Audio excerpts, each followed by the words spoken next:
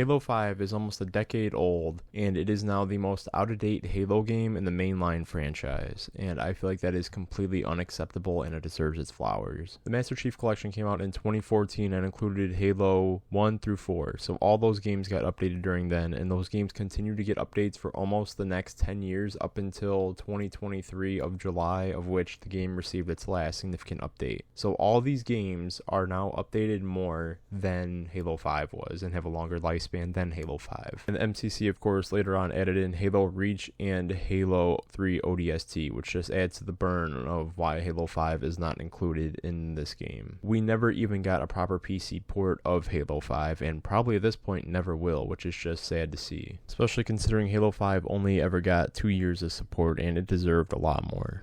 Say what you want about the campaign was not that great, right? Maybe if you're playing with friends, of course, any game you play with friends, it's still enjoyable. But the story-wise, it just was not there with Halo 5. However, Halo 5's multiplayer, the sandbox, the game modes, is the best of the franchise in my opinion. And honestly, Halo 5 is the most fun I've had in an FPS title besides Titanfall 2, with just pure gameplay-wise. Warzone, the original Warzone, the one in Halo, not the one from Call of Duty, was a fantastic mode. It was a lot of fun, it was innovative, and then Warzone Firefight, once my interest in the game kind of died down a little bit, Warzone Firefight brought me back, and I was in it for another few months just playing and grinding Warzone Firefight. Breakout was another fantastic mode that I had a lot of fun in, and it's a shame that this mode didn't get brought back in Halo Infinite. I know people give the second version of this mode a lot of crap. I really never noticed that much of a difference, at least having fun-wise. It's been a while since I played Breakout. But man, I love the mode. They could have capitalized on the mode, and they just didn't with Infinite.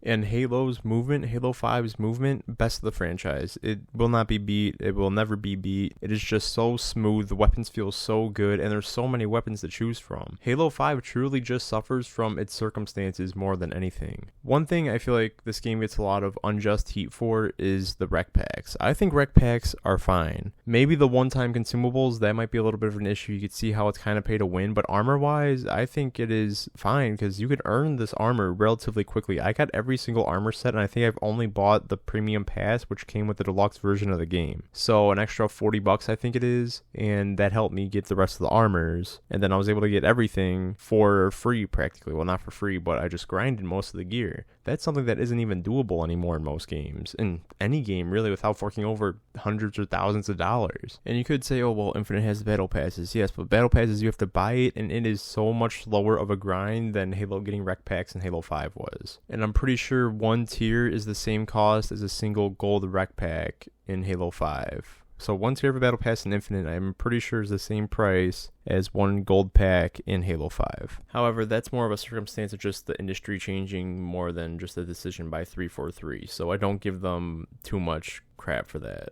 But you will still hear people talk smack about Halo 5 and its rec packs when rec packs weren't even bad to begin with, especially compared to what we have now. 5 also had a really solid Forge, but I think that's just Halo. Every game they improve on the Forge. One game is never worse than the other compared to the Forge mode, and I think that's a good thing for Halo, but it still had a solid Forge, Halo 5. The one thing I did not like, and I will agree with a lot of people on, is the armor. The armor in 5 is ugly. It is bad. It is not good. And especially when you limit it to just the body and the helmet, where there's only 2 interchangeable pieces of armor, that is just unacceptable. That should have never been a thing in the first place. At least let us change out the gauntlets, the legs, and the shoulders. Especially with the accents on the armor, they got really bad. You have just the yellow accents you can't get rid of. A lot of white accents you just can't get rid of. It could be good if that was a separate option, but it wasn't, and it was stuck on the armor. So you wanted it all black? Well, now you have a white stripe running down your face. That problem wasn't as bad because a lot of helmets and armor had like 2 different versions, like Goblin and Goblin A, where Goblin, there was no white accents, and Goblin A maybe did have a white accent. Take that how you will. I don't think that was a big of a deal. I think it just gave more choice, especially in a game where you could earn all the armor for free and you don't have to pay for it. I would say this is kind of a 343 problem, but the armor in 4 looked good. Armor in 5 just took a huge nosedive, and armor in Infinite just feels less unique. It feels more uniform. In Infinite, the armor doesn't really really change. I feel like there's not really that much creativity with the armor. It feels like it just bases all of its design.